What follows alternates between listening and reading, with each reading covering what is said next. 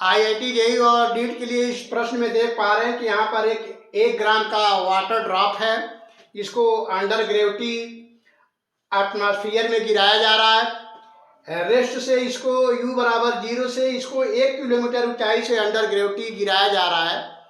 जब ये ग्राउंड से टकराया उस समय टकराते वक्त इसकी वेलोसिटी जो है फाइनल वेलोसिटी 50 मीटर पर सेकेंड है।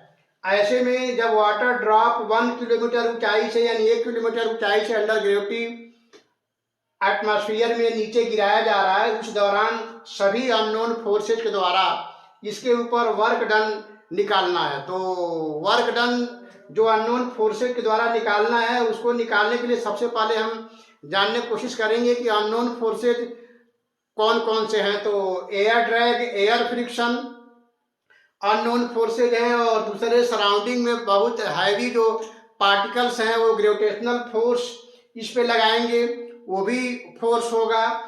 और ड्यूरिंग मोशन जब ये नीचे आएगा तो एयर ड्रैग के कारण, ये फ्रिक्शन के कारण ये चार्ज हो जाएगा, इसलिए चार्ज पार्टिकल पर जो दूसरे एयर के जो चार्ज पार्टिकल है उनके द्वारा इस पर इलेक्ट्रोस्टैटिक फोर्स लगेगा। और चूंकि ये चार्ज हो गया और मोशन में है तो दूसरे चार्ज पार्टिकल के कारण जो कि मोशन में है वो भी इस पर मैग्नेटिक फोर्स भी लगाएंगे। और बहुत सारे और अननोन फोर्सेज हो सकते हैं जो इस पर लगेगा। तो उन सारे अननोन फोर्सेज के द्वारा इस पर वर्क डन निकालना है। जो ग्रेविटी इस पे वर्क करेगा वो नॉन फोर्स है, वो कंजर्वेटिव फोर्स होगा। तो वर्क डन बाय ग्रेविटी जो होगा वो कंजर्वेटिव फोर्स होगा। और जो अननोन फोर्सेज हैं वो नॉन कंजर्वेटिव फोर्स हैं, और वो जो वर्क करेंगे वो हमें निकालना है। तो जो अननोन फोर्सेज हैं उनके द्वारा वर्क डन निकालने के लिए सबसे पहले हम इस पर वर्क एनर्जी थ्योरम का एप्लीकेशन करेंगे। तो वर्क एनर्जी थ्योरम के अनुसार work done by conservative force plus work done by non conservative force change in kinetic energy के बराबर होता है। तो जो अननोन फोर्सेज हैं वो नॉन कंजर्वेटिव फोर्सेज हैं। तो work done by non conservative force यानी अननोन फोर्सेज के द्वारा जो वर्क डन निकालना होगा वो change in kinetic energy minus work done by conservative force. यहाँ पे कंजर्वेटिव फोर्स ग्रेविटेशनल फोर्स है।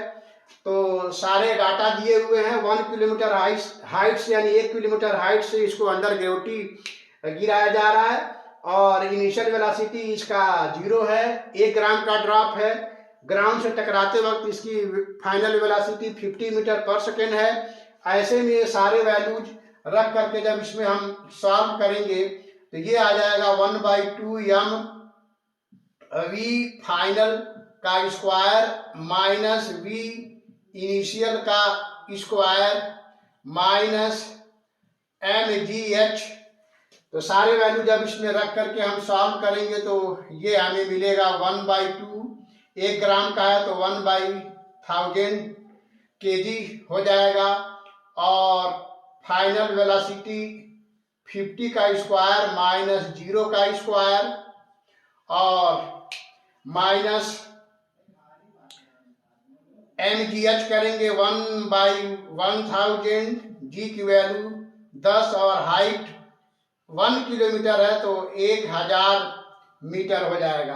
तो ये सारे वैल्यूज रख करके जब आप यहाँ पर इसको सॉल्व करेंगे तो ये आपको मिलेगा 1.25 जूल, और इसको जब सॉल्व करेंगे तो ये 10 होगा।